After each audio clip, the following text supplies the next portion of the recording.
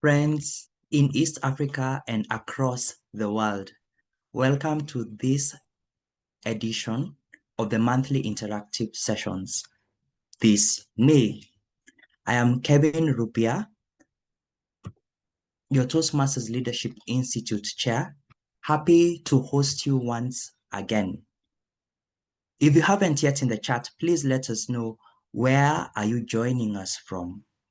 Let us know in the chat so that we get to know each other better. As you continue to do that, thank you for the wonderful congratulatory messages. Yes, I am a new DTM. I tend to forget that. I tend to forget that a lot. Thank you so much for that. Now, for those of us who don't know about the Toastmasters Leadership Institute, it is a program under the Program Quality Director in charge of training in our district. And we run these interactive sessions every month on the 5th week. Today's session, as you can clearly see on the screen, is how to earn Toastmasters Accredited Speaker Designation. Before we delve into that, just a few meeting guidelines. Let's try as much as possible to put on our videos. Let's mute unless we are called upon to speak.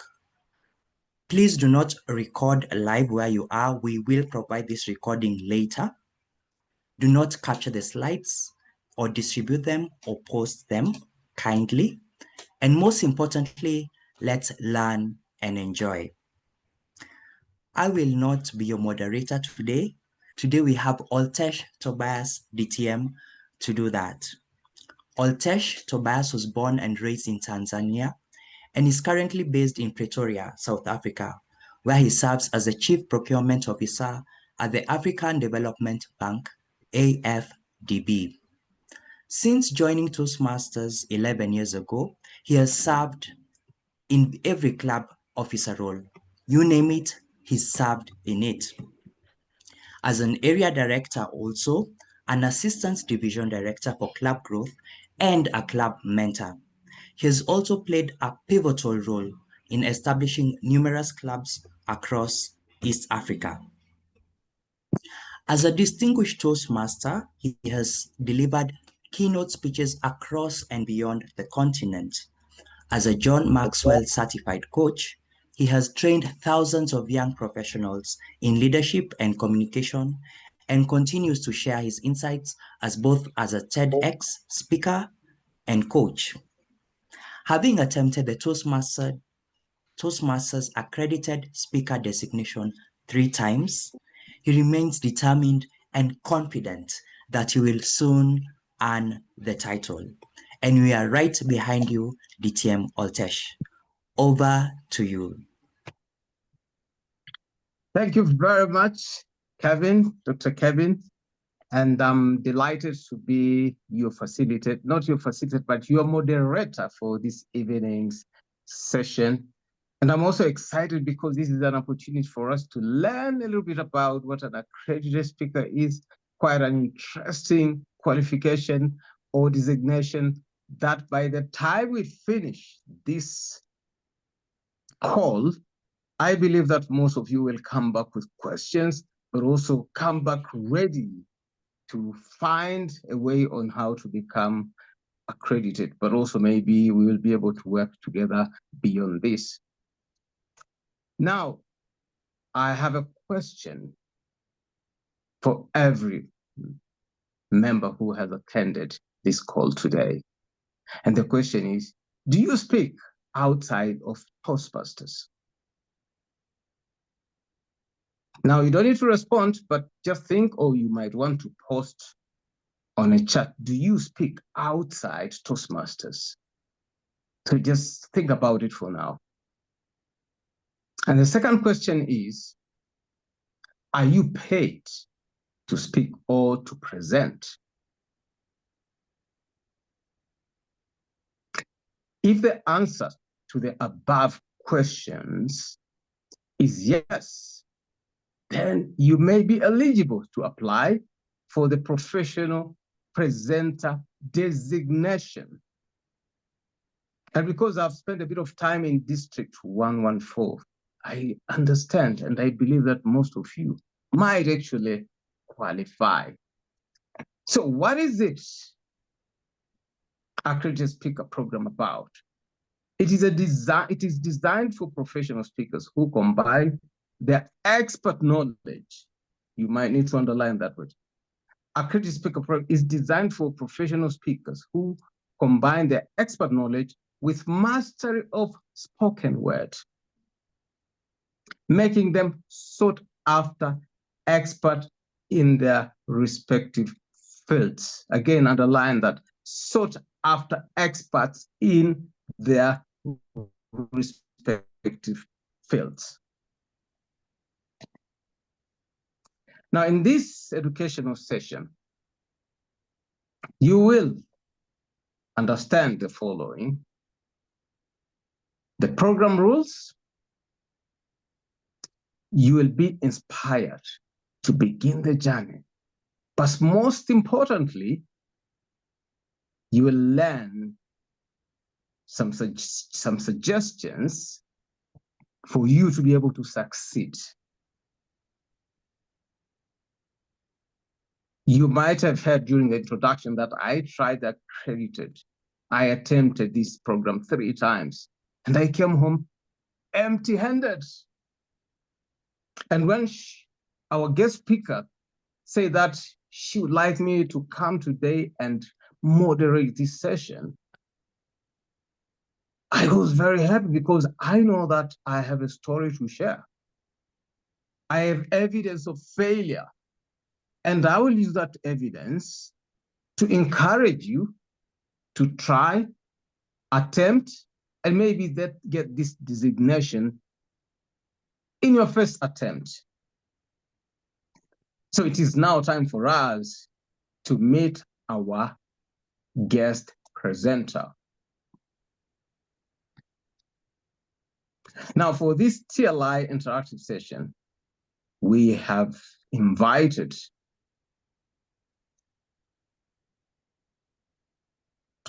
a distinguished Toastmaster who is the CEO of Sparkle Presentations based in New York, a seasoned professional speaker and a top-rated international trainer. She has presented, and listen to this, she has presented well over 3,500 seminars and keynotes in more than 14 countries, plus virtually, by the way. This is from 2010. Now, in 1993,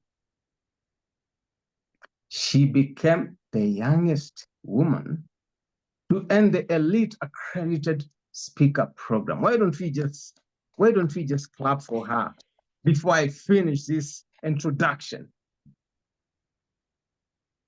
She became the youngest woman to earn the Elite Accredited Speaker Designation, which was judged at that time by audio cassette recording.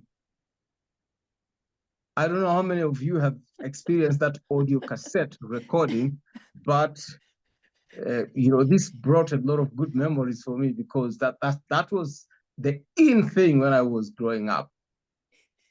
And it's not only the audio cassette recording, they were required to demonstrate 6 different presentation styles. Now, since 1981, out of 148 countries, only 95 have earned this credential. A little bit more about our facilitator today. She is a published author. Her Solid Gold newsletter design book, originally created for Toastmasters, became a course book in the marketing at the University of Ottawa in Canada. Cheryl is also a proud author of the officially sanctioned Heart of Toastmasters book, publishing true stories by 135 members. Now, this particular publication has received the best anthology from the International Book Awards. But there's more.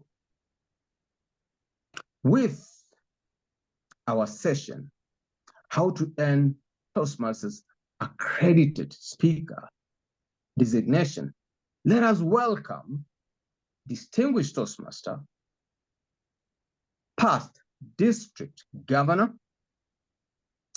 presidential citation awardee, accredited speaker, Cheryl Rausch.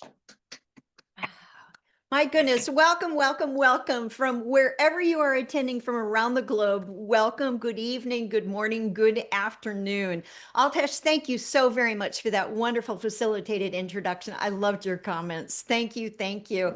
And I'm watching the chat to see how many of you did respond to his opening questions of, do you speak outside of Toastmasters?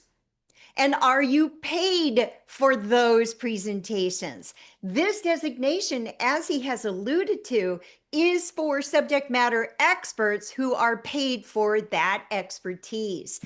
In this session, we'll be pulling back the curtain here and taking a look at not only the accredited speaker program, but I've added research from my accredited speaker colleagues just this week regarding Eastern Africa professional speaking.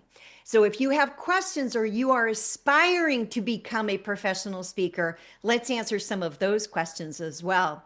If you do have questions regarding the program or questions that other colleagues in the chat can be responding to, please do put those in the chat. I'll do my best to anticipate what questions that you may have regarding the program and perhaps even some regarding the speaking industry globally as I possibly can. So the second area that we'll take a look at, do a deep dive, as Dr. Distinguished Toastmaster Kevin says, is about the Accredited Speaker Program. What are the official documents? And there is a document in your chat that has live links in it. Plus, they will be inserting into the chat box where you can find more information. They created a beautiful box folder with all of these documents in it conveniently for you. Thank you very much, gentlemen. So official documents, what is the eligibility as well as the application and the process for that? The judging criteria and ballots, because there are 2 levels of judging for this professional credential. It's not like it's a speech contest. It is a professional credential and it can make your career and enhance your business. Resources and support, which are abundant. Plus, I'll add some of my own insights and Cheryl's suggestions. Then we'll go into, so that'll be about 60 minutes of, here it is, the interactive, immersive monthly session for your Toastmasters Leadership Institute. And then the suggestions, and then we'll take a questions and answers. So make sure to put those questions that you might have into the chat box. We'll take a 10-minute break and then we'll have the pull-up banner challenge and the quiz. And I love how this has been prepared. All right, so let's jump in. In this particular section, since this is fresh material and specifically related to you, I will allow and suggest and actually encourage that you do take screenshots of these particular slides related to speaking and training in Eastern Africa. Fair enough. So thank you for respecting. The other slides are Toastmasters International branded slides. So that's why we suggest that they not be copied. We are recording this session though, so you'll have an opportunity to review it. When I reached out to Dr. Distinguished Toastmaster Kevin regarding some questions that I had specific to your countries, and we have 6 countries currently in District 114 with potentially 4 more countries adding. So as you think about your colleagues, you definitely want to create mastermind groups. And as Altesh had also kind of alluded to that a little bit in the introduction, that's a brilliant idea. So we ask questions, and I ask questions of my accredited speaker colleagues because we are from around the globe. I ask these questions and pose them to Kevin as well. So here, feel free to take a copy of this slide. I asked, how is the paid speaking or training industry in your district? And the responses across from your colleagues indicated it's quite competitive. And the suggestion is to target corporate clients And the approach of when you do that has to be situational. In my background for 48 years is in marketing and graphic design. And what I believe, what meeting planners, HR departments, and these corporate events that are looking for is that they are looking for a speaker who is a match to help them solve what problems or challenges or desired outcomes that they want. So what your potential clients are looking for is the match. That's absolutely critical. So your approach needs to be the match for what it is that they're looking for. And I'll give you a couple more suggestions on that. Because the second bullet point here is to have a focus or a target that demonstrate impact. Regardless of your fee, people are looking for the return on the investment. So even though your dues membership helps to pay for this program, although I am not being paid, it is your time. Your meeting planners are looking for the same thing. And we'll talk about compensation coming up here, but it's people's time and they're looking for the value in it. So the focus with that is to engage with regional associations and universities hosting events. There's the gold. That is exactly where the Cougarans are. So go for that. So the compensation then, if you are not paid a fee, which if you have looked at the official document, the application for the Accredited Speaker Program, that there are a certain number of speeches that must be paid a fee. Some an honorarium may be acceptable. We'll cover that in more depth when we get to those slides. But the compensation, if you are not paid a fee, you may be, which may also qualify on the accredited speaker application, reimbursement for mileage or your accommodation or transport or meals. I would also add to that that it may be the conference registration fee itself. Those are compensation, even though it's not a speaking or training fee. It may be a token of appreciation. So again, you have opportunities there. So here's a few tips that my colleague Maureen Zapala, a new accredited speaker, did some research and she asked her buddy ChatGPT regarding the market in East Africa. And she shared this with me and I share it with you. Feel free to capture a screenshot of this one well. So if you're getting started, you are aspiring, or you've been doing a little bit of speaking. So getting started, whether you are an aspiring speaker or that you have been giving some presentations outside of Toastmasters, then these 3 tips will definitely help you. And I relate to these in starting my own professional speaking and training business as well. Number 1, research those regional events.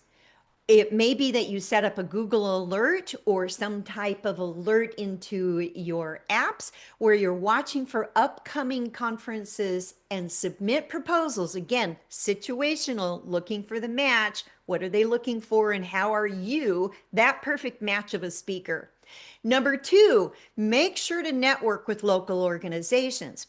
Here, my fellow members, we have a collective family globally. So within Africa and your districts therein, because our president-elect coming in, Aletta Roche, is from South Africa, and she is a strong advocate and always has been of the Accredited Speaker Program. We have a family. It's a global network. Find out what other associations and universities, perhaps, that colleague members belong to. Ask them what upcoming events do you know of that would need a speaker like me? And ask them, gosh, why not?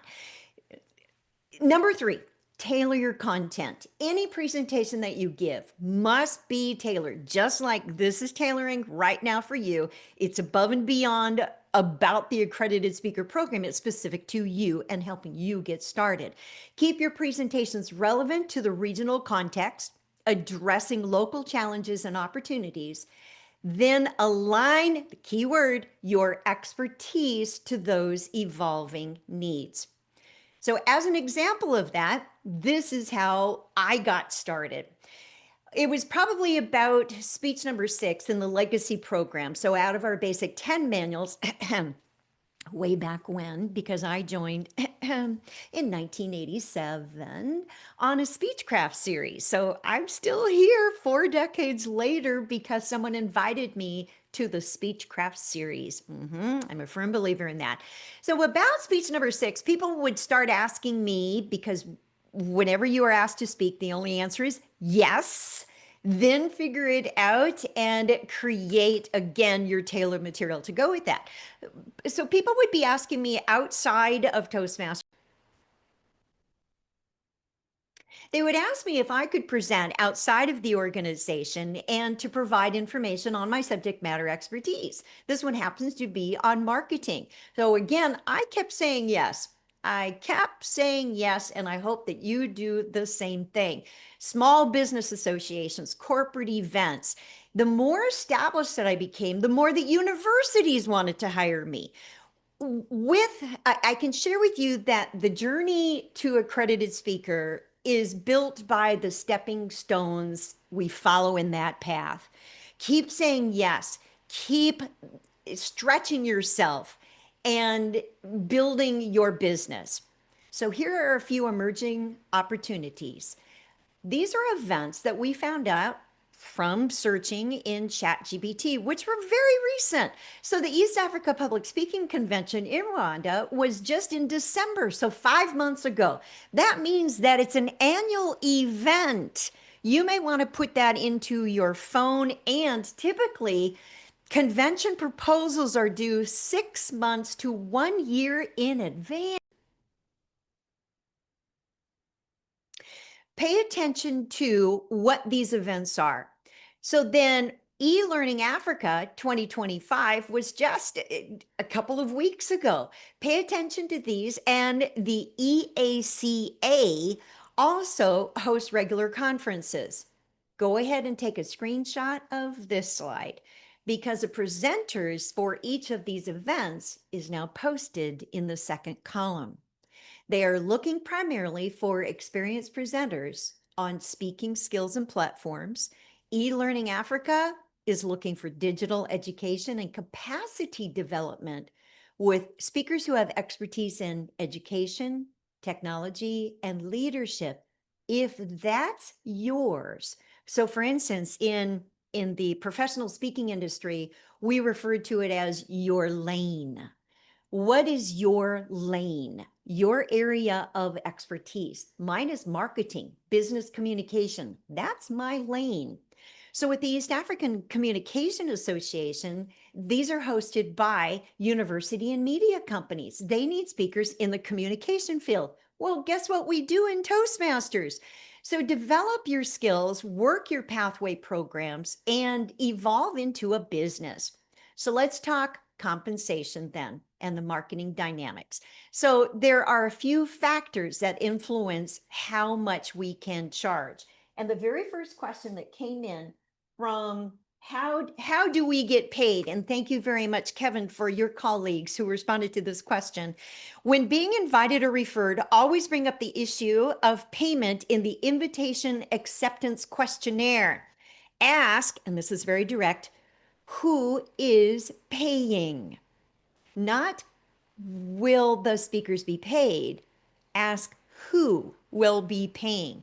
This triggers the payment aspect. On the other hand, just like we do chemistry sessions free or pro bono, I still accept. So one colleague said, I still accept to speak, even if they can't pay, and treat it as a marketing opportunity. I refer to it as a showcase because the people in that audience may be the ones who will then hire you to speak.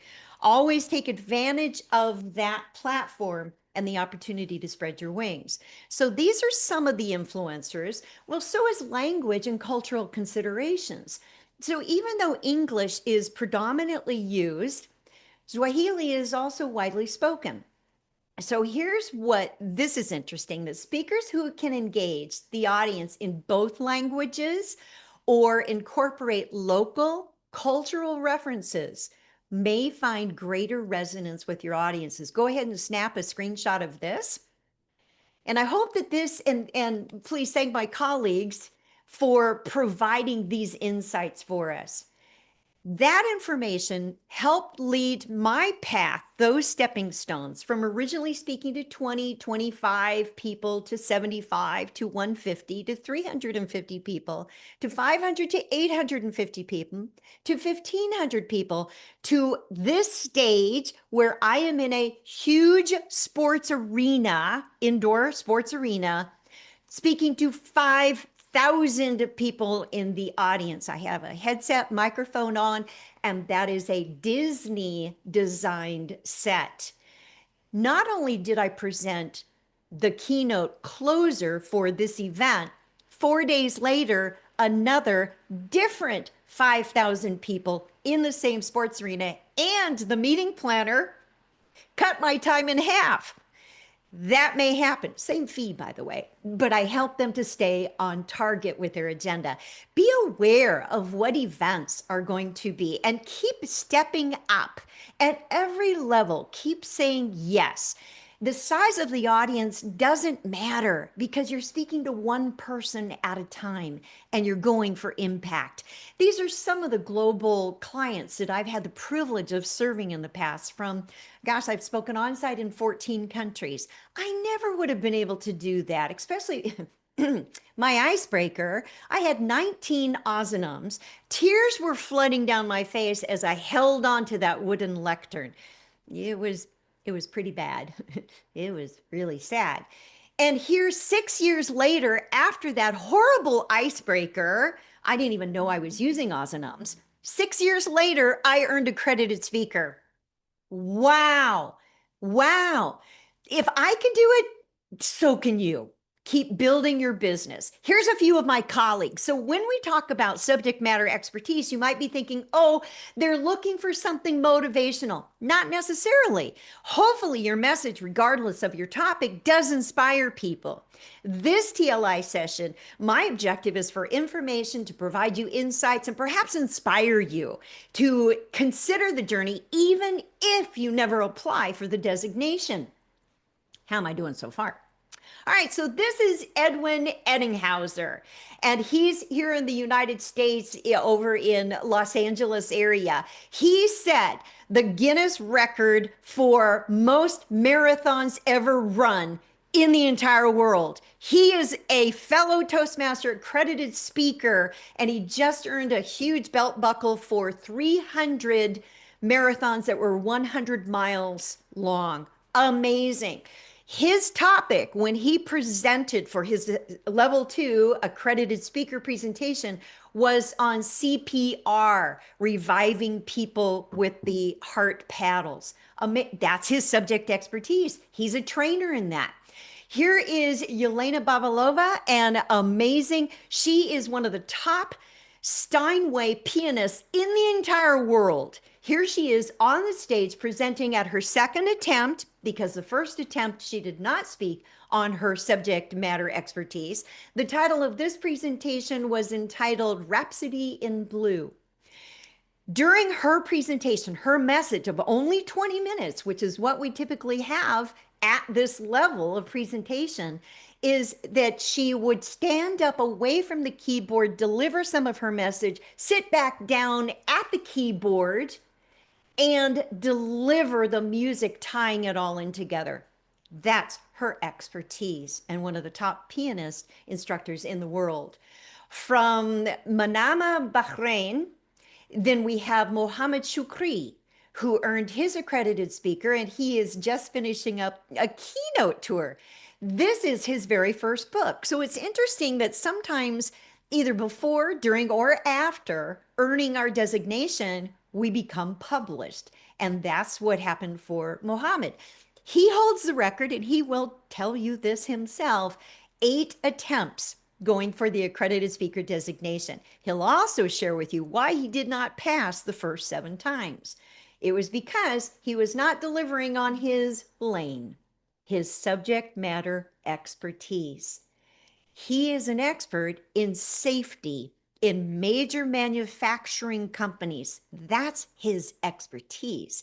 When on the 8th attempt he delivered on that topic, he passed. And it was a hybrid presentation. So it was the very first hybrid accredited speaker designation that was delivered during COVID. You might be familiar with Eldana Lewis Fernandez because she comes to Kenya about every year. When she earned her accredited speaker and thereafter, then she was taking lovely mission work over to, it is Kitale in Kenya. She created a nonprofit organization called Baskets and Beads, where they are artisans of Kenya. This last Christmas, I ordered my Christmas ornaments for all of my friends and clients to be custom made by these women in Kenya. They are beautifully beaded, beautifully beaded. So I commissioned them for my holiday gifts. Fellow sister accredited speaker. And then we have Forrest Tuff. And if you're not familiar with him, he is rocking it. He's a filmmaker. He's received numerous awards and accolades. And it was his second attempt going for accredited speaker. Same thing. First time didn't really hit his lane, his expertise. The second time he did. And he is going to be one of our main stage educational speakers at our convention coming up. So all of this is very exciting. These are some of my colleagues. When you earn your professional designation, you join a family of colleague professional speakers and trainers. So let's talk about the program. Are you ready? All right, thanks for lighting up the chat here.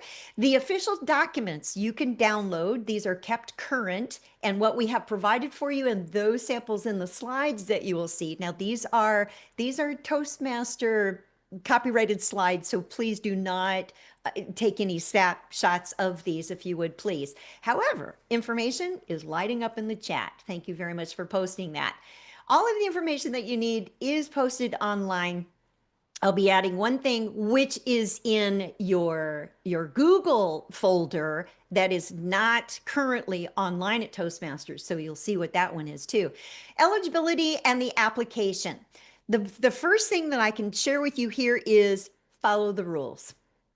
Follow the rules. Of the colleagues, of the 95 who have earned this designation, since the program started in 1981, 3 are world champions. You might say, wow, only 3, because some of the application process was not followed, where rules were not followed, including that a submission of a video was over time. And it's right there in the rule book. So follow the rules. You want to know who those 3 world champions are? Okay. Dana Lamont, who recently passed away, blind African-American man, absolutely stellar, and went very high in the judging court systems here in the United States. Dana Lamont, both world champion and accredited speaker. The second to earn it, Darren LaCroix. The third, from South Africa, we have Verity Price. So those are our 3. The official handbook looks like something like this. It is a PDF download. Read it, highlight it, make sure that you qualify before you even start filling out the application. So something to keep in mind is that this program recognizes speakers who have already reached professional level status in their careers. That means paid. It's not designed to recognize or to support those who are working toward it. Your clubs can help you do that. And I'll be introducing you to a brand new advanced club where you might consider joining. And Altesh, make sure to put information on your Leader Speak into the chat box as well. Here's the basic eligibility. You need to be a member in good standing, completed the educational requirements, 25 speaking engagements within 3 years. So if you are truly a professional speaker, trainer, presenter, you typically would do 25 engagements every year, and at least within 2 years. This is a great entrance into professional speaking, though. This will help you set goals, that's your goal. Aim for 25 in 1 year. So even if it's 25 in 2 years, you are still doing really well. 25 need to be compensated. Of those, 15 actually paid, and we'll give you more details on that too. You do need to provide a professionally recorded, where you are microphoned with a video camera that is professional, not from one of our smartphones. Sorry, that 20 to 60 minute of that video presentation, and recommendations from 5 clients, ideally paid clients. And the one recommendation that must accompany that video must be from a paid engagement. So the video is paid, and the recommendation that goes with that video from that meeting planner, they go together. Let's take a closer look at some of these, okay? And hopefully I can answer some of these questions too. So basically that you've, second or third item down there, that you've completed all levels in a single path. So regarding pathways, there's the answer to that. In the legacy program, perhaps you had earned the advanced Toastmaster bronze. Again, this is before pathways, but it's still being honored as eligibility for this application. Or you've earned the advanced communicator bronze. So again, those 2 of the 3 are from the legacy program prior to pathways coming in. All right, so then in every audience that you present to that is posted onto the application, there must be 20 or more people in the audience who are not Toastmasters. Here's why that's important. When the video is submitted and the camera pans back, judges can identify the members that they recognize. These need to be presentations outside of Toastmasters, without Toastmasters in your audience. And each of the presentations must be 20 minutes or more. Makes sense. So then the speeches, here's probably one of the biggest questions that we answer. It's right here in the rule book. Speeches must not be presented as part of your regular employment unless you are self-employed. So let's say that you work for a corporation and that you are a trainer, and that is part of your job task, is to present these training sessions. You may not include those sessions on your application. However, outside of your corporation, let's say that, and this one could be up for judgment. However, here's my personal opinion. So I'll let you know when it is, otherwise it's someplace in the rule book. If your corporation sends you to a convention where you are invited to speak, representing the company or not, that engagement may be considered for the application. It may be considered. So let's say that you on your own go to an unrelated convention, not related to what your job is, and that you are a speaker on your subject matter expertise, not work related, that one definitely can go into the application. So get paid for it, receive an honorarium, convention registration, accommodations, all of that. All right. So then this rule was put into place so that let's say professors at universities could not say, but I speak for my job, right? Because you were hired by somebody else. So if you're self-employed, that's a different story on that. So what does not qualify as a paid speech? Again, any speech presented as part of your regular job. What about reimbursements, donations, gifts? All right, well, some of that we covered earlier, but let's take a closer look at those. Because of these, a monetary speech is for which the speaker only received an expense reimbursement, all right, compensation reimbursement. Could be a per diem, which typically covers your food or incidentals or maybe ground transport to get to the facility, the venue. Or a monetary gift or donation will qualify toward a maximum of 7 of the 15. So now we have 25 overall, then we have 15. Of those 15, up to 7 may be of this reimbursement category. That means that the other 8 of those 15 must be paid as if that client wrote you a payment check. Currently, you do not need to submit proof of payment. That might change in the future, but currently this is on the honor system. But at least 8 of those 15 toward the 25 must be paid as if you were being paid from any other type of clients. Okay, so make sense on that. What are the video is important. More candidates have been disqualified because of poor video or edited video than any other reason outside of number one, not speaking to their subject matter expertise. So number one, expertise. Number two, video submission. It must be recorded using a professional level method, which means if you have a friend who does really good video, fine, but you really need to be microphone, because if the judges cannot hear your language, your intonation, your words, your inflection, they can't hear it, then you're downgraded for that. It must be spoken in English. So here's something for you for bilingual in any language, let's say Swahili. On the application, this is not in writing, but this here's a Cheryl personal opinion, that on the application, it does not insist that each of those presentations must be in English. It does not say that.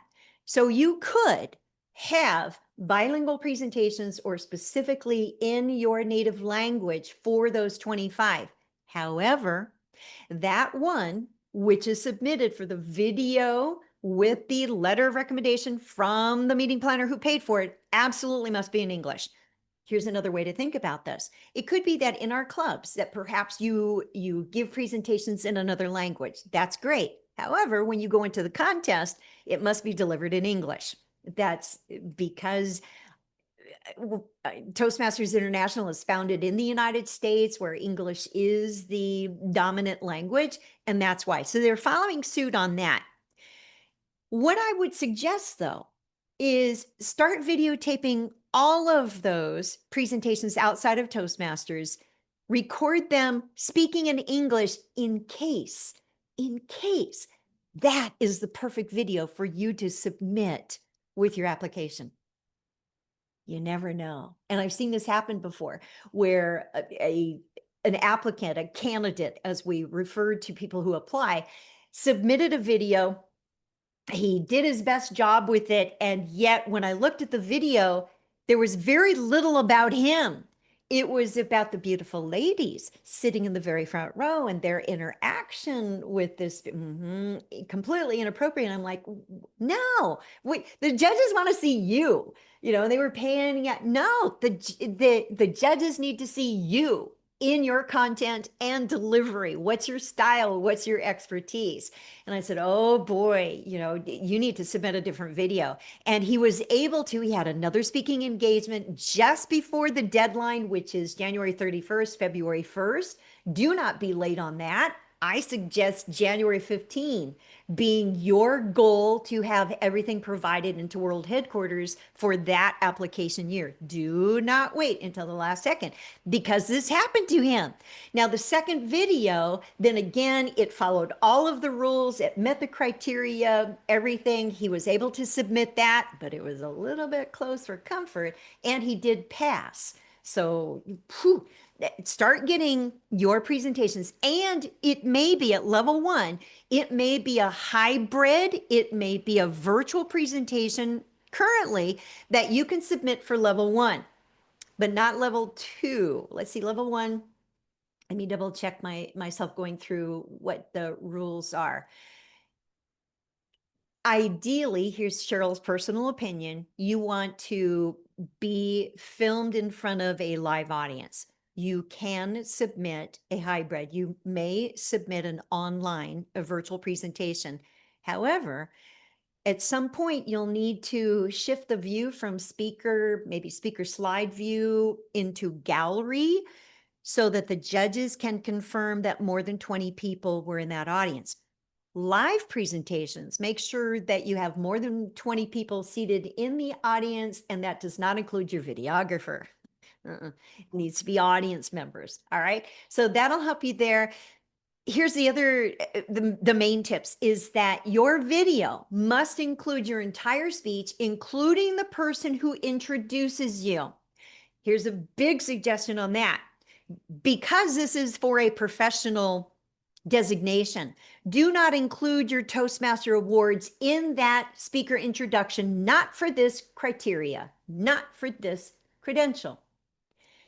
People are looking for, especially the judges, are looking for what's your subject matter expertise. Aside from Toastmasters, it does not relate. Make sense?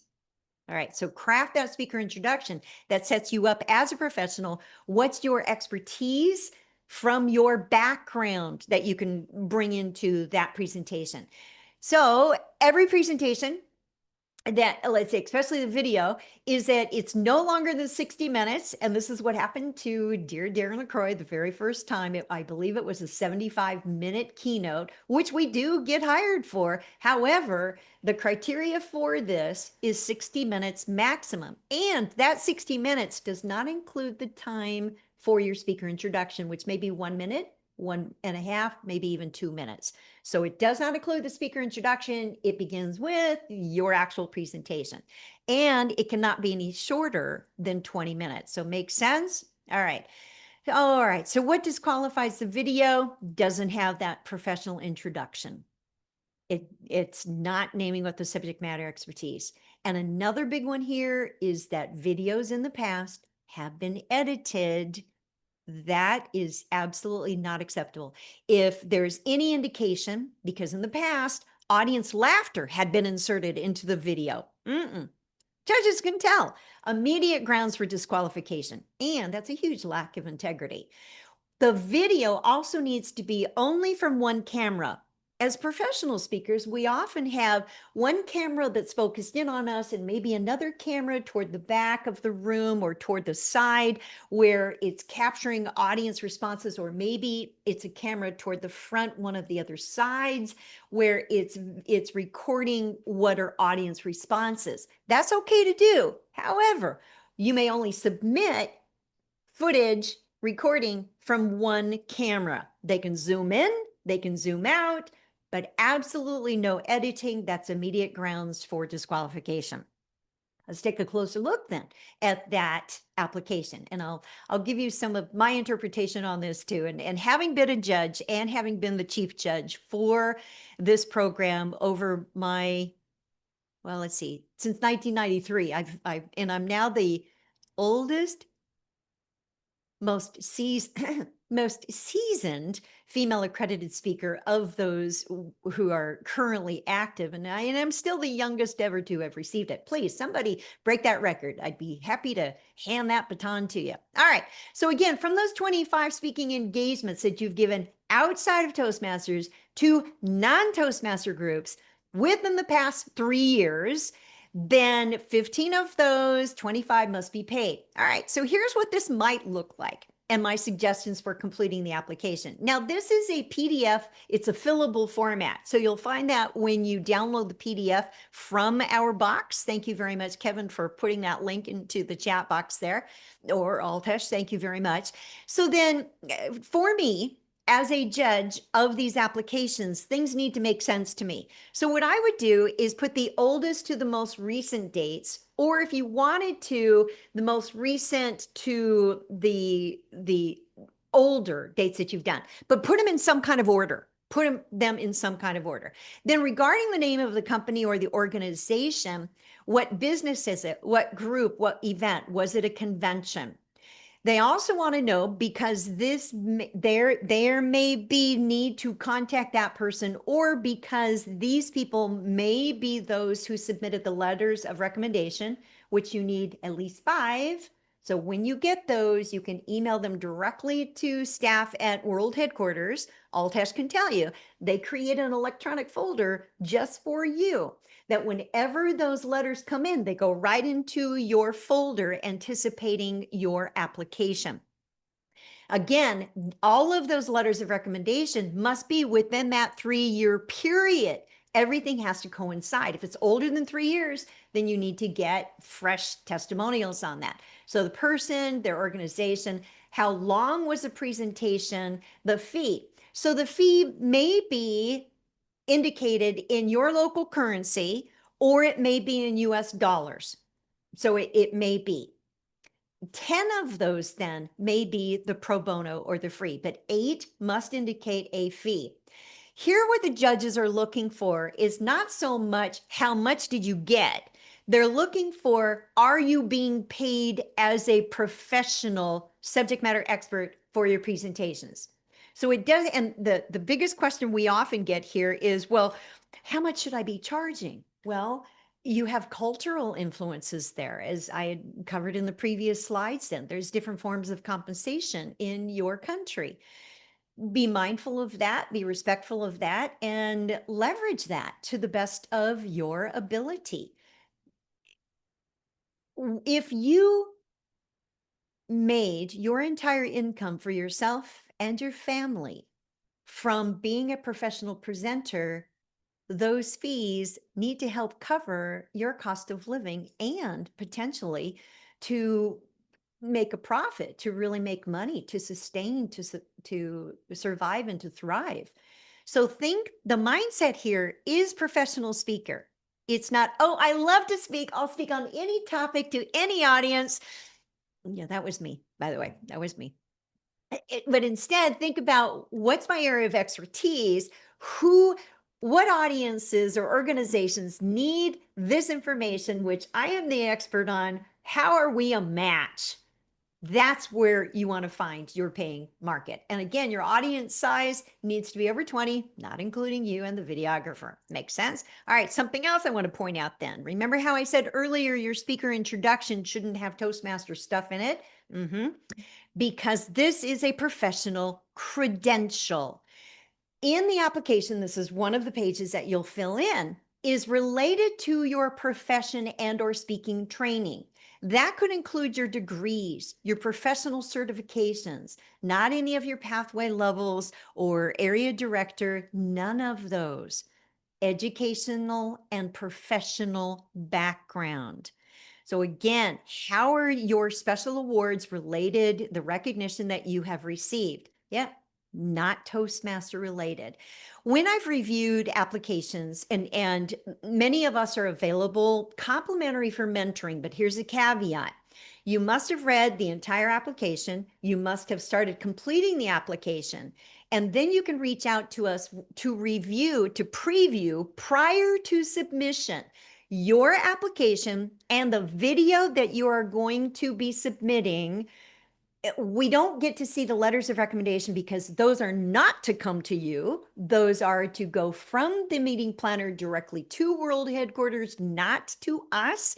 That is one of the checks and balances in the system. But we are available, and we're listed on the Toastmasters website where it says mentoring, that be prepared before you reach out to us. We are going to ask you, have you completed the application? May I preview your video? And again, it's not coaching. Coaching is billable. Mentoring is specifically for the application process only. We're going to be looking for things like this. And I can't tell you how many times this section is the most needing update and modification from anything in the application. Again, not Toastmaster-ish. All right, so now, ready for more? Okay, so the judging criteria, there are 2 levels. Level 1 is the application stage. Level 2 is when you are actually on the big stage at World Convention, or that you are streamed in, and it could be a hybrid or it can be a virtual presentation from wherever you are in the world for level 2. So how many candidates? All right, so pay attention. Some of this might be on the quiz. How many candidates can progress each year? There is no limit. Unlike the speaking contest, where there's only one winner every year, not true with this professional credential. It's not a contest. It's not a comparison. It is a professional designation. Now, here's the toughest part of this. As both a judge and a candidate, The judges on both of these ballots, which you have provided for you, it's either pass or fail. Tough, tough, tough. But again, it's a credential. 4 of the 5 judges must pass you with at least an 80-point score. Now, if you're hitting 80, you're too close to being failed. You want to shoot higher on that. So then how will they be scored? All of this, again, is in our official handbook. You want to read that. It breaks it down into everything. So again, pass or fail at both levels, at both levels. What are the judges looking for? Well, they'll review your entire application, ensuring that the recommendations are positive. The judges do see those 5. Make sure that you get more than 5. Make sure that TI, you can check back with TI and make sure that they have received at least 5. Get more than 5 in case for whatever reason you do not want that to be a disqualifying factor. All right, so listing your presentation. Up at the top here, let me point this one out. If you have a professional website, great, ensure that, it's posted on there. However, you cannot be disqualified for your application if you do not have social media. Just to let you know, that was brought in by the board of directors, that is not a disqualifying factor. All of these rules have been approved by the Toastmasters International board of directors. We as accredited speakers have a council and we make suggestions, and we have 2 council co-chairs, both of which this year are Canadians. So Freddie Doctorum and Michael Bayer, both long-term professional speakers in the industry, that they represent us to the board. We may make suggestions because we want to ensure that this is kept real world.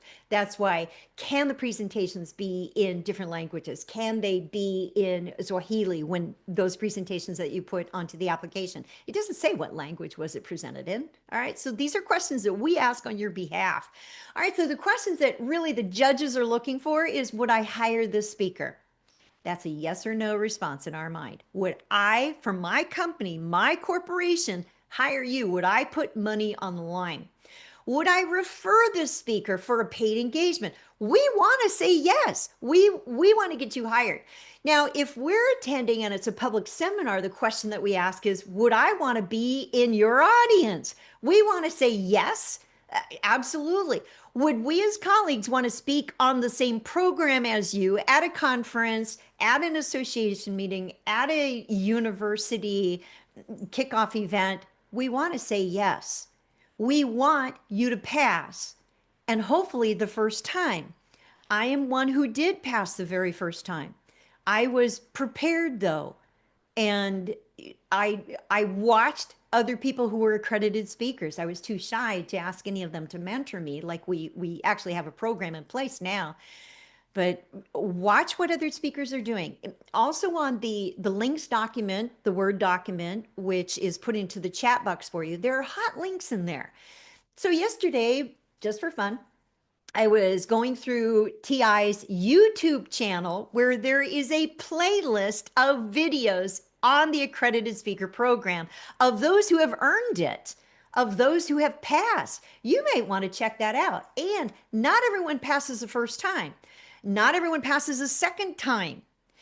Third time, again, the record is 8 with Mohammed Shukri out of Bahrain. And if you're really diligent about this, then follow the rules, get some mentoring, and talk to people who have gone through the process and have earned the designation. Those are the kinds of coaches and mentors that you want. Again, the judges are looking for professional presentation. So a couple of things, I'm going to skim this because these are they're in the document box. All right, so level 1 kind of looks standard, like what a contest would be. Yeah, kind of like. Okay, here's the big difference though, because again, pass or fail. Pass or fail. We're looking for, at level 1, the judges are looking for, is this candidate good enough to proceed to level 2, where then they give a live presentation and not from the recording as it is at level 1?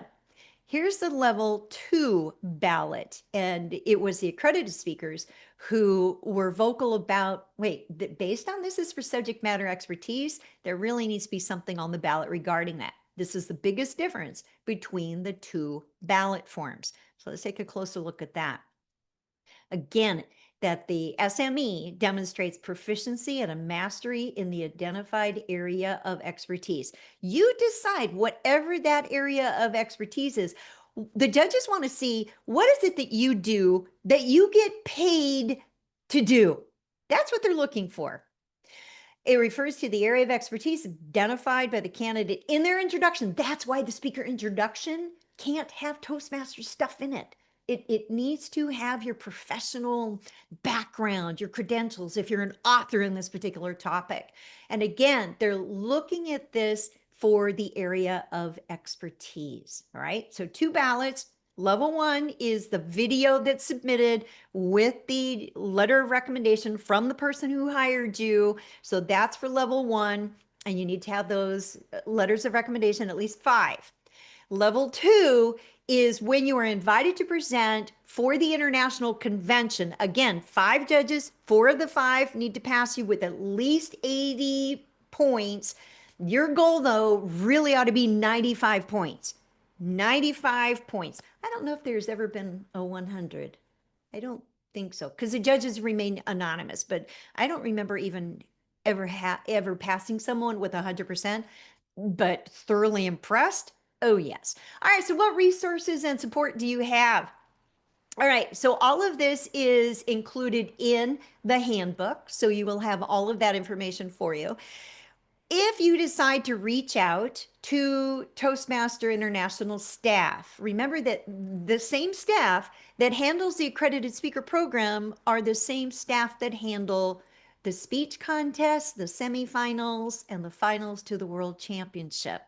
They're busy people, busy people. So if you do, make sure to read everything in the handbook before you email them. All right, please. So thank you. Thank you for respecting their time. This is the documents folder that I've been referring to. So here you go. Feel free to take a snapshot of this particular slide. It's for you. And distinguished Toastmaster Dr. Kevin Rubia, thank you very much for creating this documents folder. So everything is there. I've also included a resource sheet of my own, but the application is here. What is in this box, which is not currently posted online publicly, is the Accredited Speaker Judges Feedback Form. So at one point it was posted. I'm a strong advocate that people need to know how they're going to be receiving feedback. So it was posted for a while, and then when the website was updated, I think it was sadly deleted. All right, so I'll show you what that slide looks like in just a second. As an additional resource and support on my own YouTube channel, I have 15 videos in the playlist specifically for accredited speakers. So you can check out my YouTube, Cheryl Roush 6734. Here are some additional suggestions from me. So in addition to those that I've already given you, in your club, give longer presentations. Yes, pathway projects, consider giving those presentations on what your subject matter expertise is. Longer presentations. Get used to giving a 20-minute presentation. At level 2, for the convention judging, where either it's in-person, hybrid, online, that there are going to be those 5 judges.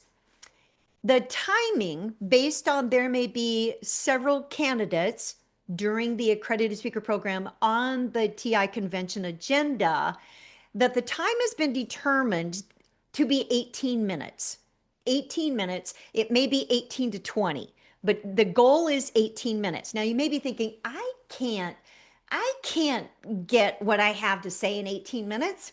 Well, before that guideline was implemented back in 1993, I believe there were 3 of us candidates going for our level 2. The first person in front of me chickened out. I was on the Hall of Fame stage receiving an award for education and training, being in district leadership that I was.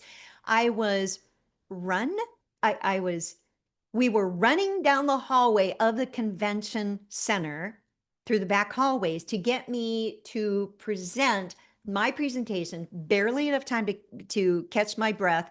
And I was up. They said, "You're up." There wasn't even any time to get nervous. That was probably a good thing. Anyway, so longer presentations. When I gave my presentation, it came in at 16 minutes.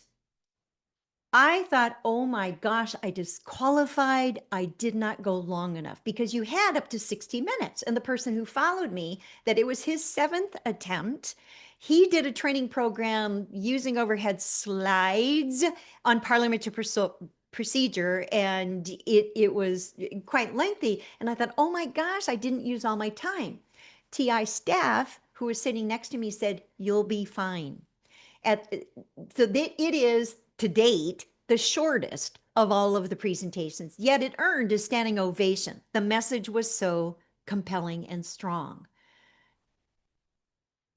Practice giving longer presentations, but for the practice sessions that you give, and please do, on the video that is going to be submitted for your level 1, make your goal 20 to 22 to 25 minutes, because level 2 needs to be the 18 to 20 minute. So that rule has been established. And that's so that all of the candidates have time. And then it's a 2 minutes of silence for the judges to cast their ballots, and they'll have the evaluation form that I'll show you. In your club, use the accredited speakers judging ballot. It'll be the toughest thing that you do to pass or fail a fellow member of your club. Have others preview your video. All right, so where can you go to be practicing this? Ta-da! There you go. All right, so forgive me if I mispronounce the name of this beautiful club. Watabaruku? Did I do okay? Watabaruku? Advanced Toastmasters Club. And it's an older club that the charter has been revitalized for this advanced club, where, and I love this, because to my knowledge, there's 5 clubs in the world that are specifically focused on helping members earn the accredited speaker. This is the 5th one that I've heard of. So congratulations on that. Again, they're triple tiered feedback evaluation, very structured. I suggest even, and here we go, they have their content evaluation form, the delivery, and the language. I love that. Here is the judge's feedback form that is in that folder. And when the judges have time during the convention or afterwards, to the best of their ability, that they complete this to give the candidate feedback. And it's really tough. It's a high pressure timed event where a candidate may not get all of the feedback that they possibly can from that. However, the chief judge or one of the council co-chairs meets with the candidate to walk you through. Do all of this in advance and get feedback from people who can provide you that loving support. So these are my suggestions. Feel free to capture a slide, this slide, because I created this one, of what could you do for round robin. So after your speaker has given their presentation inside of your club, designated 2 that this is what they want to do, go for the accredited speaker application, that everyone in the club is using that mindset of, would I pay for this speaker? Would I pay to attend that seminar? It's the same thing. It's a different mindset, above and beyond how we typically serve our fellow members inside of our clubs. All right. So again, at non-Toastmaster events, which is where you want to be focused, have every on-site and hybrid presentation professionally recorded as a potential submission. Remember, 1 camera shoot with that speaker introduction of the subject matter expertise, and absolutely no editing. When it's a virtual presentation, have the Zoom master spotlight you, mute everybody else, get a really good recording, single camera for level 1, and you must show your 20 attendees. Those letters of recommendation go directly to TI staff. All right, so wow. All right, let me bring this together. We are spot on time. How's that? How is that? So we're going to be going into questions and answers now. And for that, I am going to bring back, and thank you, Mr. Facilitator, Altesh Tobias. Oh my gosh, what questions might we have that I haven't answered? That concludes Thank you the very much, educational Cheryl. Can I portion. just request? Absolutely. Thank you very much, Cheryl. Can I just ask everyone to unmute? You know, in Africa, we have different ways of celebrating and you know, just acknowledging. So, ladies, you know how we do it. Can we hear it, please? I wish I would have done that. I'm a lady here. But kudos. That, Yes, that's what I was looking forward to. That's what I was looking for. Hey, Thank you. Thank you. Thank you. Thank you. yeah, It's beautiful. Cheryl, I Thank think you this kindly. was this. All right. All right. Go ahead, Cheryl, before I come in. I say thank you. Thank you so very much. But we have a few questions that I would like to share, but there are just a few things that I want to highlight because they connected with me. It's also the experience that I had. And some, I wouldn't say mistakes, but some of the things that I ignored when I was preparing. You did say that, like, you know, Mohammed, he did the video, I think 8 times, right? But when he showed up on stage, he did it once. Now, it's important that this video is taken in a very professional way, but also original content. I had the advantage of having spoken at a stage. There's a platform which is common, you know, I think all of us know, Engage. And the directors of Engage is actually Toastmasters. And I presented that video. It has about probably 70,000 views. And it did not actually pass. I was asked that I need to submit the raw one camera. And after a few questions and everything, it actually passed.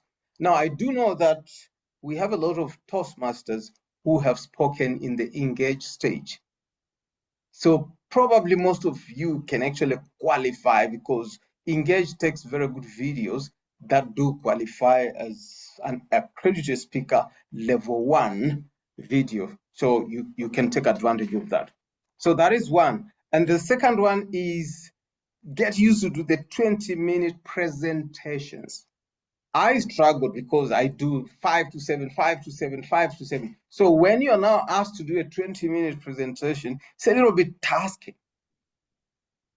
So start your journey now so that by the time you're showing up on that stage, 20 minutes is a piece of cake for you. The third one is keep saying yes. You started with this, Cheryl. Keep saying yes.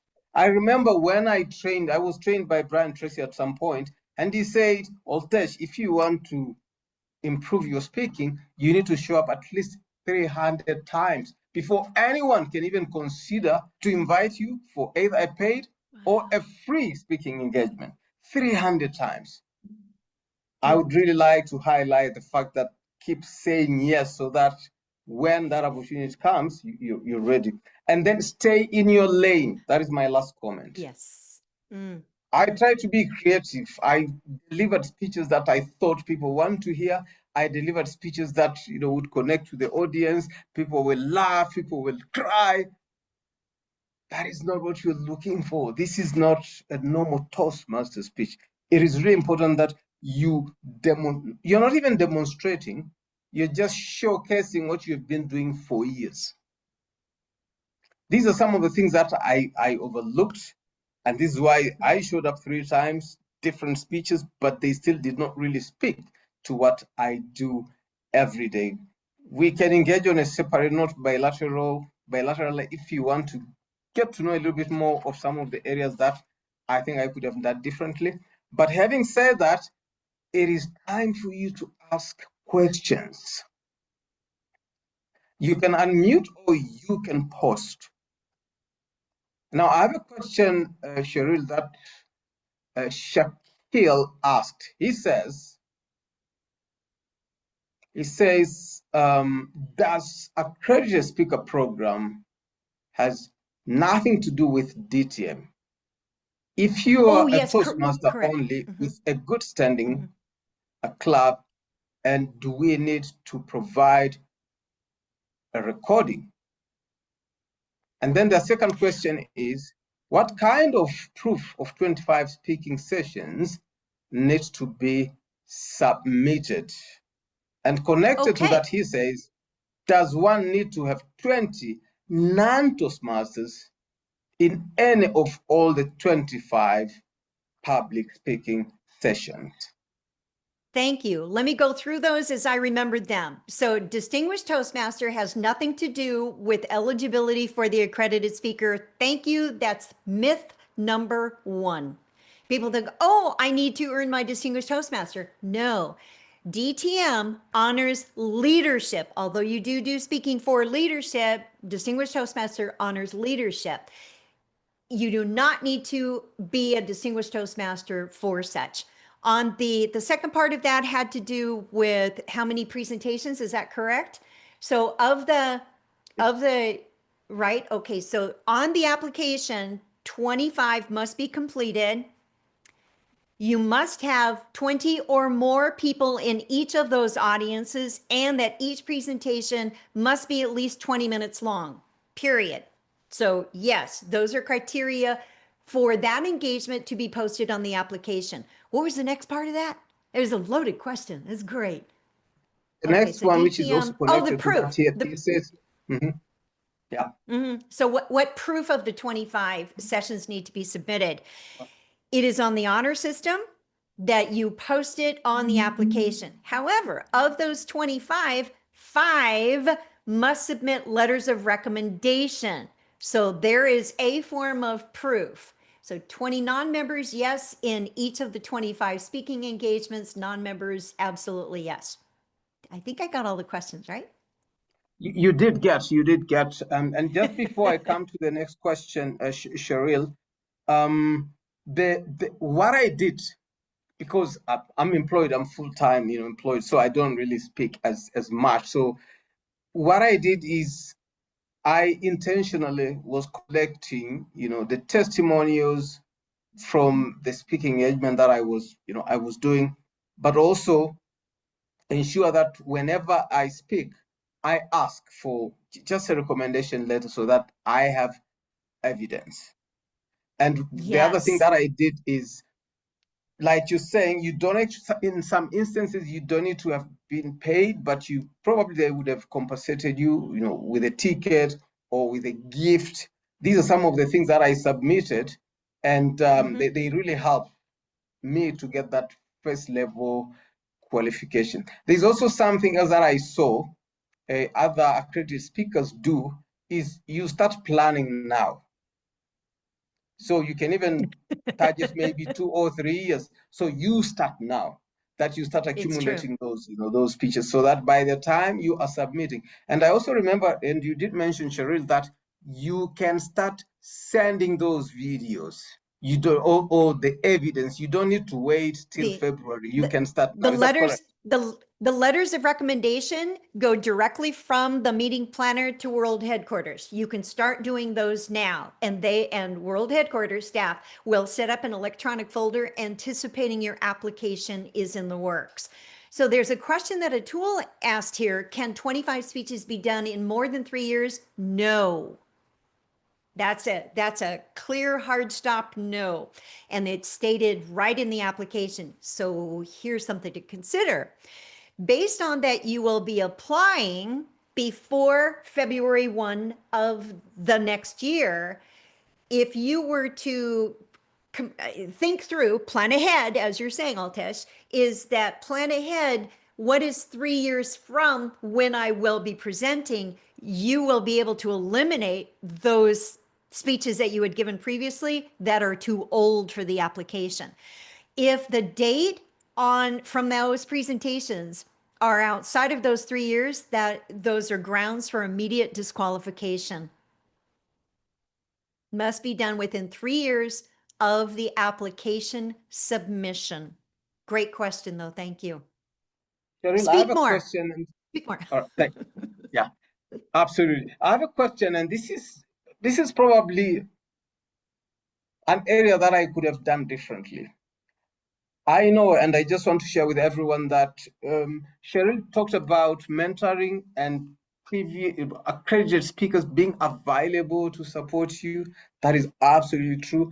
I received a lot of support, a lot of support.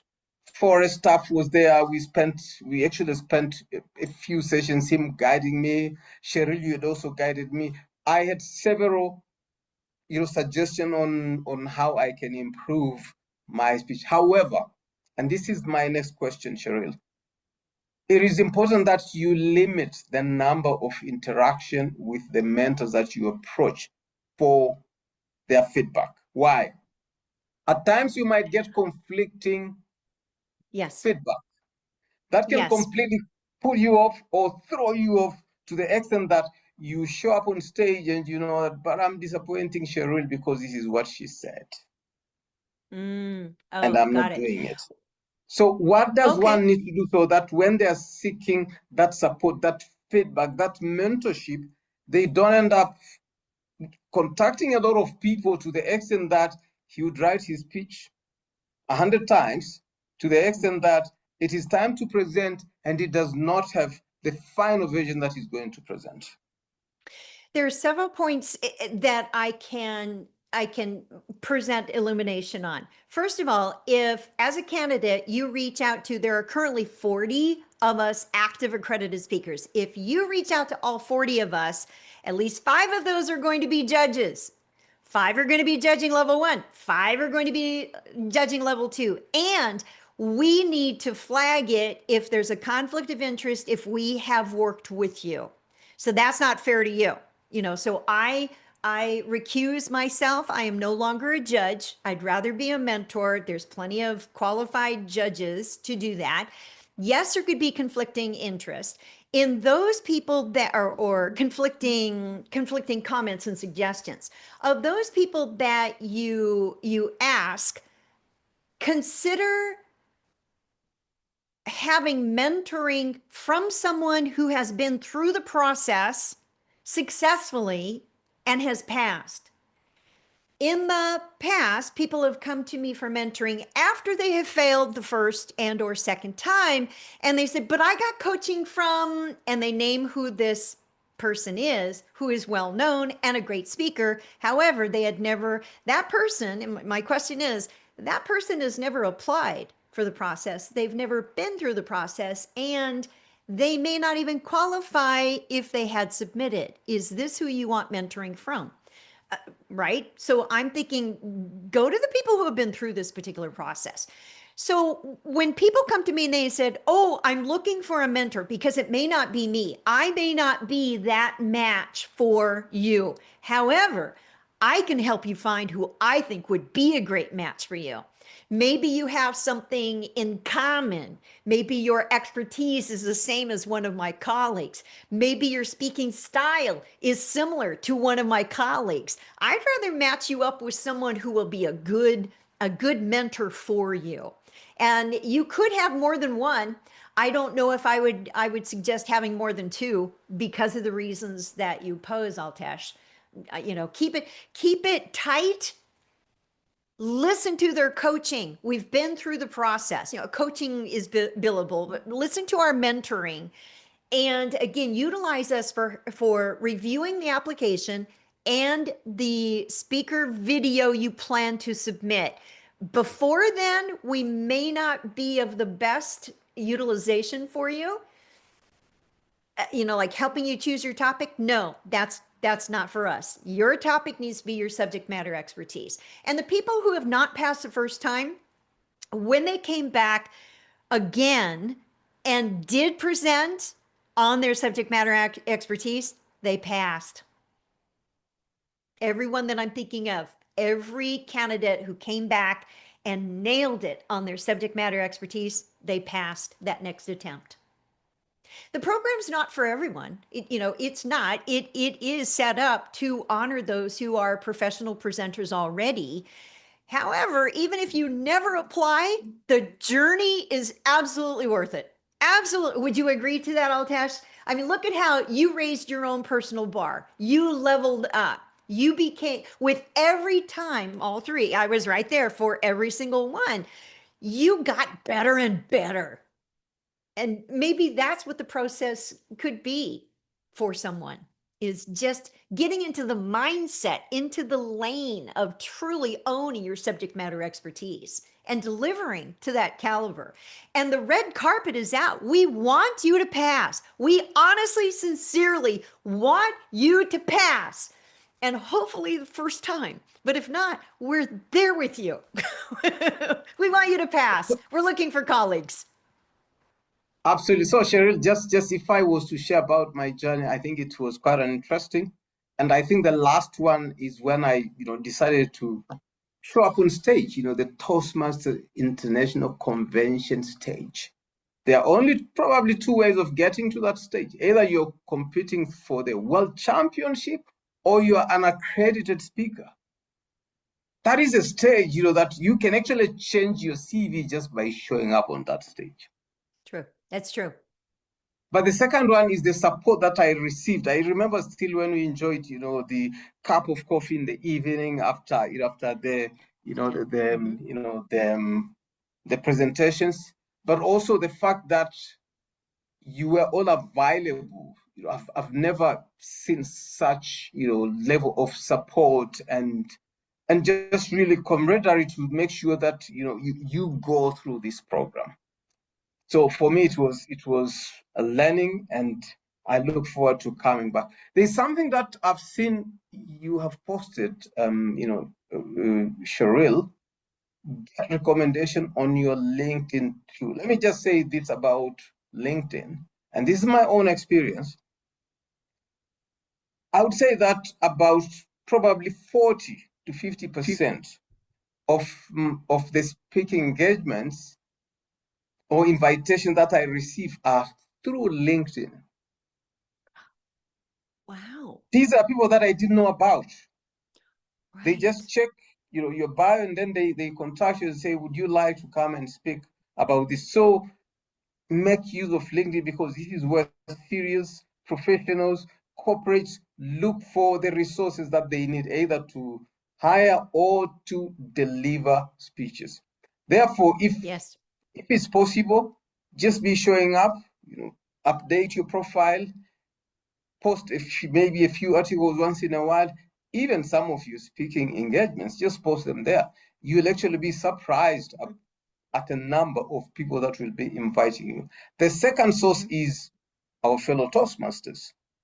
That is where the rest of the 50% of my speaking engagement comes in. And I'm happy that, Cheryl, you have mentioned both, first at your presentation, but also on your website. I don't know, how much time do we have so that we can give sufficient space to the rest of the program? Kevin? I think we have three minutes, right?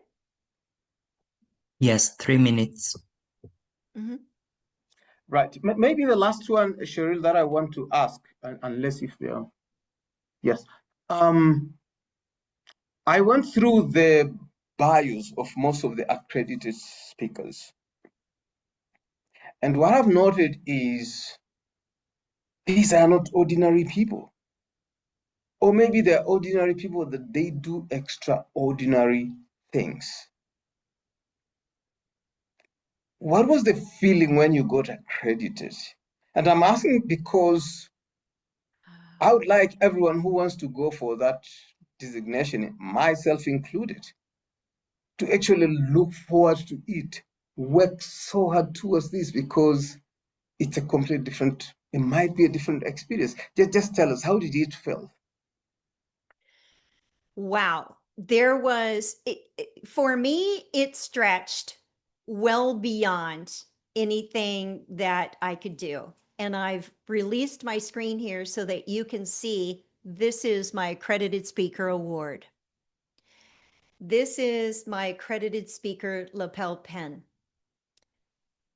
Going for this designation stretched me more than any other goal in my entire life. And because it was pass or fail, I kept envisioning, and in addition to being prepared, and I would visualize, I would meditate, I would pray. And my message for me was, if this is my only opportunity to bring this message to the world, what is that message to be? And that's what came through. I have yet to deliver it ever the same again. It was just beautiful. It was, for me, it was divine in how that spirit came through. Earning the designation catapulted my confidence. Remember my icebreaker, I had 19 ahs and ums and I was crying. It was ugly. I was crying. To go from the crying to the credential in 6 years time. And I'm thinking, boy, if I can do it, anybody can. What it did for my business as a result was I can say that I am one of only 95 accredited speakers through Toastmasters International out of over 8.2 million people who have participated in the program in 148 countries since 1924. When that's mentioned or even alluded to in my speaker introduction before a professional audience, I see arms drop and it's like, oh, she might have something important to say. She might be worth watching. And then the engagement and the conversation. So what it did for my confidence as well as my career, my business, my corporation, absolutely. I felt when I first held this plaque, because too, you're presented it on the world stage right before the World Championship of Public Speaking is announced, then it was as if I felt invincible. It's like, wow, this is really something. And for me, the transformation was, okay, what else can I do? What else can I do? If I already accomplished that, what else can I do? And doors opened, doors opened. So it was a huge stretch. And I'm thankful for the stepping stones of Toastmasters in my own transformational and my mindset to help me accomplish this. Speaking in front of audience of 5,000 people, speaking around the globe. I am grateful. I am grateful. Thank you for the questions. I can feel it, and you put a spiritual angle into it. You know, when you talk about spirit, you know, that is a completely different level. Two last questions. One is, if these 25 speeches, can I deliver the same speech 25 times to different audiences? The answer would be yes. However, the judges would know. And what they are looking for is well-rounded, different titles of presentations, different types of organizations. They're looking for the diversity. They're looking for the varied, because true professionals don't only do. We used to, when keynote speakers first started, like my friend Brian Tracy, who you mentioned, then it used to be that they had one primary speech. No longer is that true. We need to, for one thing, be relevant, which means that our content, our delivery, our examples, our scenarios, our stories are all going to be changed in order to be the match for the audience and the objectives. Those all need to change. I don't know if I've ever given the same exact speech 25. No, I could say I have never given exactly the same speech ever in my life. No, it has to be different or we're not growing. And chances are, personal opinion, we might not be serving. So on your application, right. So on the application, I thank you. On the application, they really should be different. They really should be different to honor the credential. It should not be the same presentation to 25 different groups. So Cheryl, what this is, you know, the answer you have provided goes back to what you said at the very beginning, that when you're called in to speak, there's normally a form that I sent when I'm invited to speak. The title is Meeting Information Form, where I ask either the organizers to answer about 30 questions of what would they like to hear or what don't they want to hear. And even if you are to deliver the same topic, if you are to answer those questions through your speech, it's going to be a completely different speech. And therefore, yes. Yeah. Yes, it would. And so, for instance, I don't ask those questions. I ask, what are your greatest challenges? What are the common challenges that your people are encountering? if they were to walk away with one skill that they could use that would change their whatever that it is, what might that one be? And then I create the content for them. It might be that they've heard, oh, we would love your presentation on overcoming adversity, or how do we connect with people who do not communicate on the same levels that we do, the same language, the same modalities, if you will, communication channels. You know, working with engineers may be different than working with finance, you know, kind of people. So yes, use your own judgment on that. The judges might question if it was the same presentation for different audiences, that might be a point of contention, that the co-chairs would bring it forth, and that there could be a debriefing with the judges. You know, I would avoid that.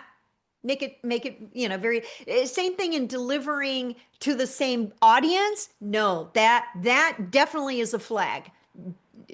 Same speech or different speeches to the same audience? No. So people ask me my opinion on that. I say 2, maybe 3 times to the same group, but it should be different presentations. Chances are the honorarium will be different. The size of audience will be different. Even the length of the presentation may be different as well. So again, what would a professional speaker do? We do a lot. We do a lot. Absolutely, I do know that, you know, there's a lot that professional speakers do, including, by the way, writing books. And Cheryl, you did write 17 books after you. Was there a connection between writing these books? And I'm asking this because I remember when I ended my master's degree, I came home and I had a lot of energy. I just, added another postgraduate right after that because there was still a lot of energy. Now, is it possible that after getting accredited, you'd have so much content, so much energy, to the extent that for your case, you decided to put that energy into the 17 books? Well, and it could be because my subject matter expertise is on marketing, graphic design, business communication. And I was designing books for other speakers, Toastmasters who had also turned pro, that then they were saying to me in my graphic design studio, when are you going to write your book? I go, oh, someday. And she said, no, I'm not leaving your office until you put a date on the calendar. And then she would check back with me and say, well, how many chapters have you written? I said, chapters? What?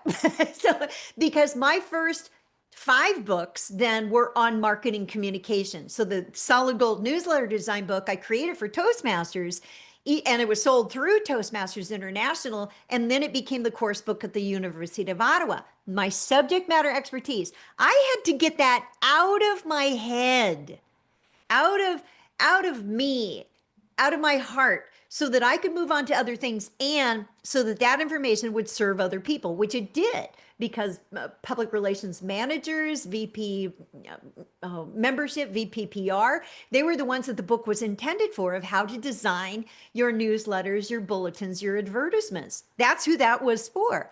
My subject matter expertise had to get it out. And maybe it was the accredited speaker that gave me the confidence to do that. Maybe. Mm-hmm. I like the Good confidence, question. but now I do believe that we're out of time. Cheryl, we could speak for hours. I'm just enjoying this conversation. And I really do appreciate that we have connected, for the second time. And I know that you are an ambassador of accredited speaker. I also do believe that today we have inspired. I could see Nelly taking a lot of notes. Nelly Ayodo, one of my mentors in Toastmasters. I could see Emma, Elishaba. I could see, Katuta, Irene. We would like to see you. We would like to see you applying for this qualification. And if you need a little bit more on what not to do, because that is where I can maybe guide you, please look for me. Having said that, thank you very much, Cheryl, for coming through. And I want to hand over the platform to, just before I do that, do you have any last minute ideas, or anything that you want to share, Cheryl, before I hand over the mic to Kevin? Thank you for hosting this session. Thank you, East Africa, and from everywhere that you have attended. May this information also inspire you to start your journey. We've covered the basic rules of the program, plus the additional insights and suggestions. You have abundant resources. The red carpet is rolled out for you. Look at the application, start filling it out, and even if you never apply, you will have raised your own bar in the world of professional speaking and training. It's been my privilege to serve you. Thank you again. Thank you very much, Cheryl. Kevin, back to you.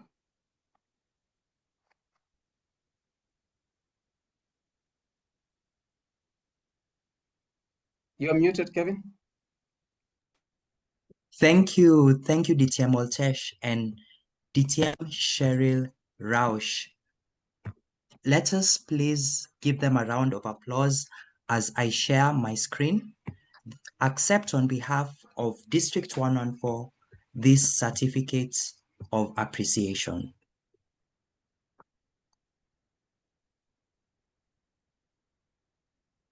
First up is our moderator for the session, our very own Oltesh Tobias DTM.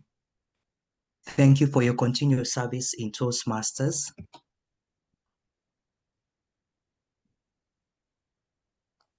Thank you, Doc.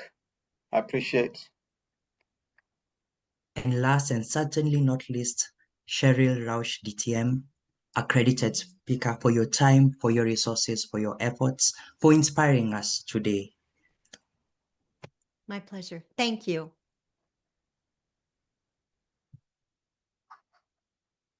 Fantastic.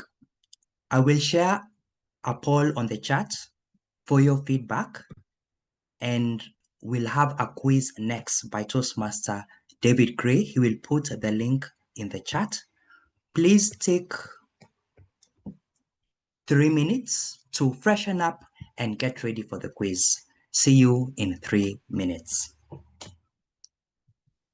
Thank you, Doc.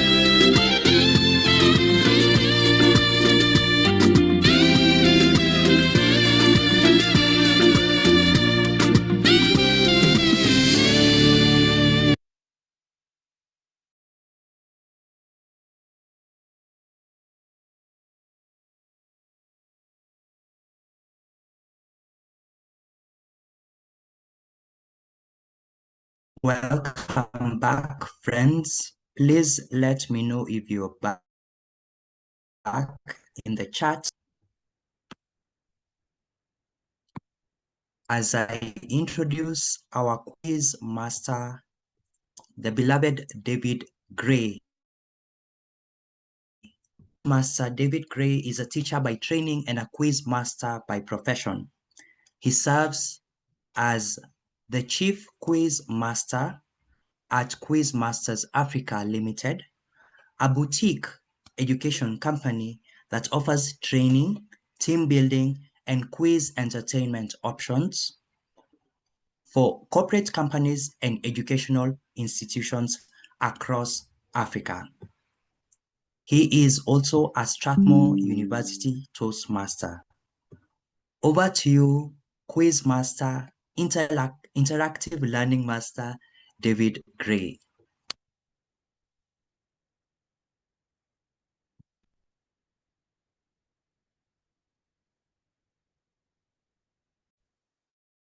Thank you. Thank you very much, Dr. Kevin, DTM.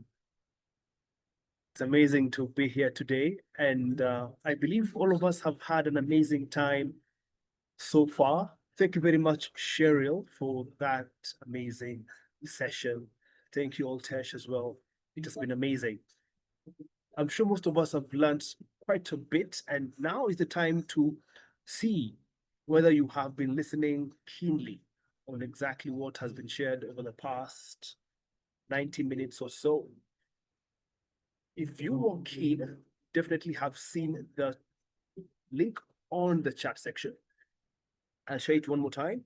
And this is your ticket to win a banner on behalf of your club. So take this seriously. 10 questions will be on this Kahoot session, and it will cover majority of what Cheryl has shared. Once again, Cheryl, today I've learned quite a bit on matters being an accredited speaker, and I want to think if someone can become an accredited quiz master. Maybe that will happen later, but let's see. We have, how many of us have joined in? 7 of us, and we are 25 logged in. As a rule of thumb, I always have at least half of the field joining in. So if we hit the number 12, we shall be good to go, because right now we are pressed for time, and we are ready to go. I can see you, E.T. E.T. in the house. I know you are not an extraterrestrial. You're welcome. CJ, welcome to you, CJ. Looking forward to hosting you today. Obed in the house as well. We have Roast the Toast. Gunning to toast all of us in this session. Sure. I see you, Nene. Nene, it is all about yes, not Nene. Welcome. I see you, Odur, SLD, Elishiba. I see you. Welcome. And we have Sudden, the double D. Right. So Shakil, you were saying that Kahoot is not opening. So once more, let me just share the link one last time. Or alternatively, you can go to your web browser, type in kahoot.it.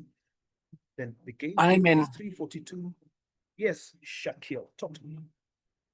Oh, you're in. Ah, yes, I can see. Yes, you're in. Shakil Kawaja. Welcome. Then Baby J. So right now, if you are ready for this 10-question Kahoot session, also take note that you need to see. I hope you have checked out the chat section, because one question is straight from the messages that Cheryl has shared on chat. So take note of that. So if you are ready for this session, unmute yourself, say I, type on the chat, say I am ready. I am ready.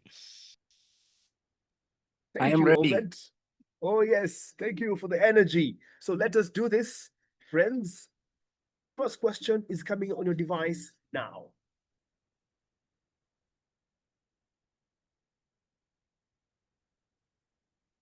The next 3, 2, 1.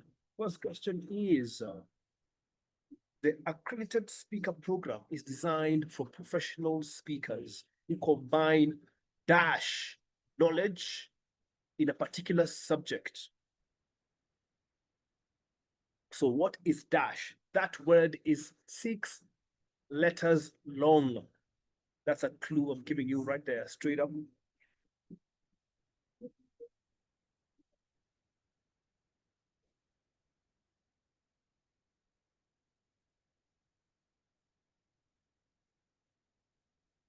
So I believe most of us are experts in our respective fields, and that is exactly what an AS speaker is all about.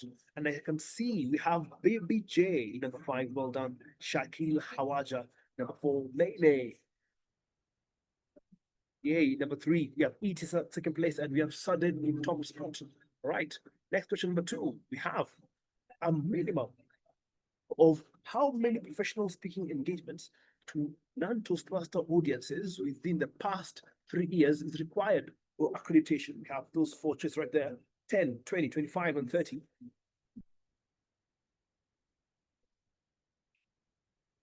This was a fact that was shared very succinctly by Cheryl during her presentation. And we have a minimum of 25. Well done. Only 2 getting it incorrect. Let's see the standings now. We have still remaining the same because that was an easy peasy question. 3, we have the slider. World headquarters, that is Toastmasters, must receive recommendations from dash different clients for paid speaking engagements. What is the dash? What value? What number between 0 and 20?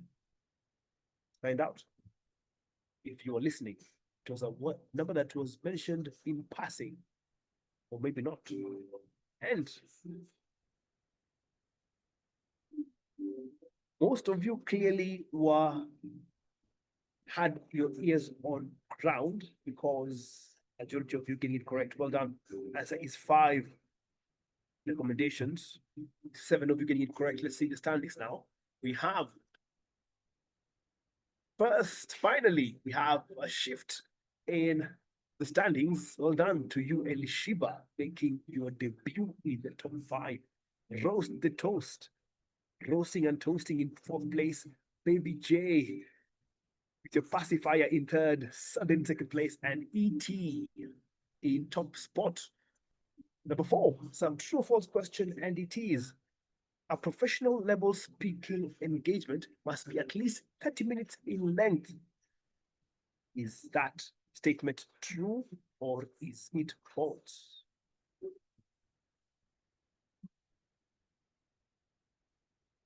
Most of us are accustomed to 5 to 7 minute speeches, but when it comes to matters professional, clearly all of you know your facts because magic number here is 20 minutes. Well done to most of all of you getting it correct. Standings obviously remaining the same for this one. Next question, number 5, halfway point of this quiz is: any speech presented as part of the speaker's regular employment qualifies as a paid speech. Is this statement true or is it false? Let's find out.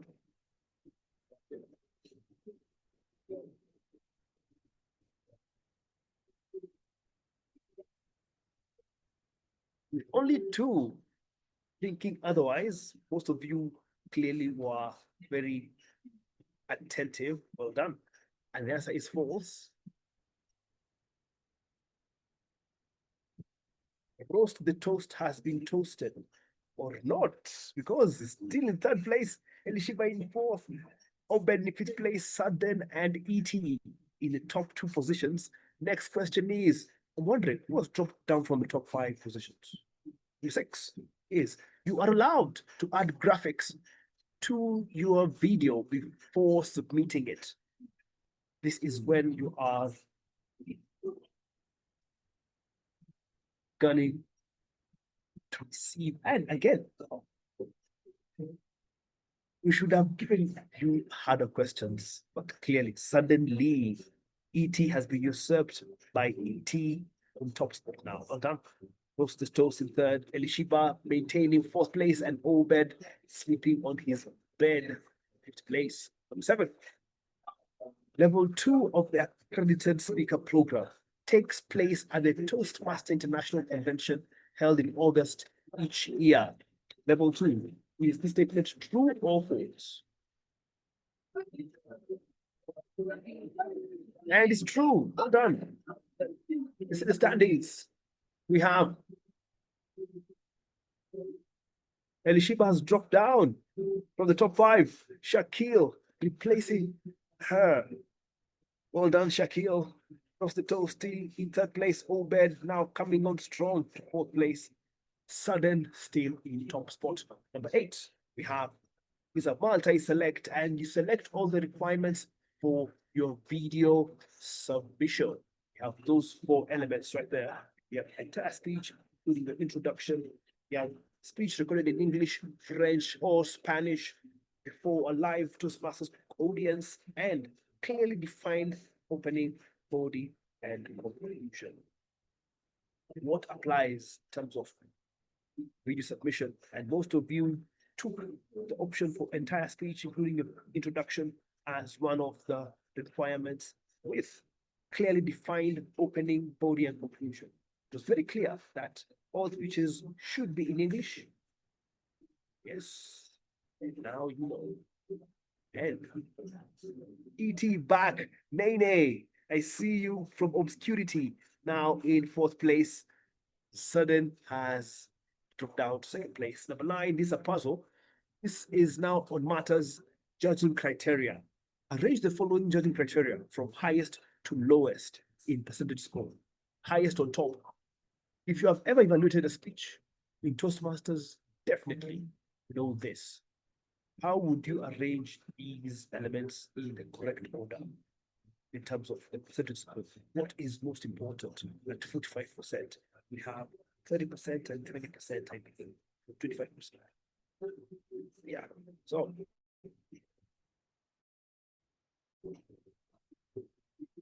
so the content has the highest percentage with 45%.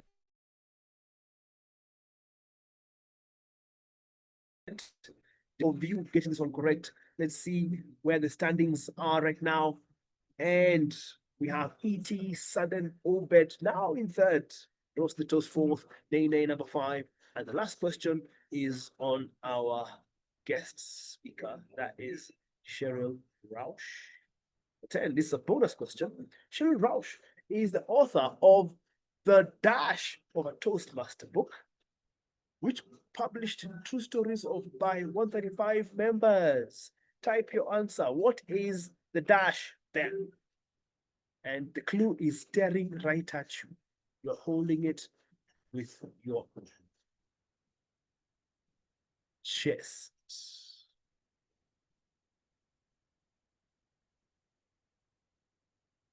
So I'm sure most of us would love to at least read one book by Cheryl Rausch. And this book is The Heart of a Toastmaster. And it published stories by 135 members, and it won Best Anthology in the year 2014. Well done, Cheryl. Build up to the 5. Got this one correct. Standings. We have congratulations to third place going to Obed. Well done to you, Obed. Congratulations to you. Second place, we have Sudden. Amazing stuff, Sudden. And in top spot, on the top rostrum, we have E.T. Well done to you, E.T. And to Elishiba in fourth. Well done, amazing. And Roast the Toast has clearly roasted all of the rest of you. Well done to you, E.T. You need to tell us exactly who you are so that we can be able to give you your club banner. Thank you very much. Over to you, Dr. Kevin, to round us off. Thank you, David Gray. Let's give him a round of applause for that interactive quiz session. It is Ralph Smedley who says, "We learn best in moments of enjoyment," and David Gray is the epitome of that quote. David, I also have a certificate for you on behalf of the Program Quality Director and the Toastmasters represented here. Thank you for taking us through one full year of quizzes. We have learned and we have enjoyed with your guidance.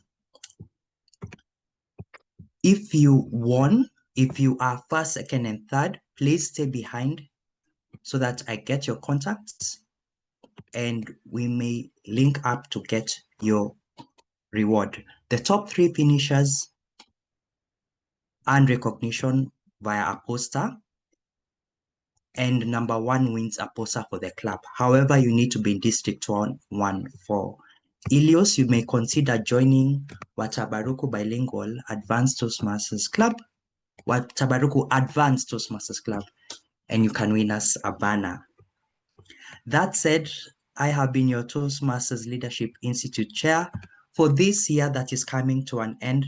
This was our last session. I hope you've learned. I hope you've enjoyed. Let's continue to grow together. See you next. Maybe I'll be, I don't know, giving my accredited speaker speech. See you. Enjoy the rest of your evening, afternoon, or morning, wherever you're joining us from. Thank you very much, Okay. Kevin. Love from Pakistan. Enjoyed the great, amazing session. Already a Thank you. Toastmaster at District 57 Founders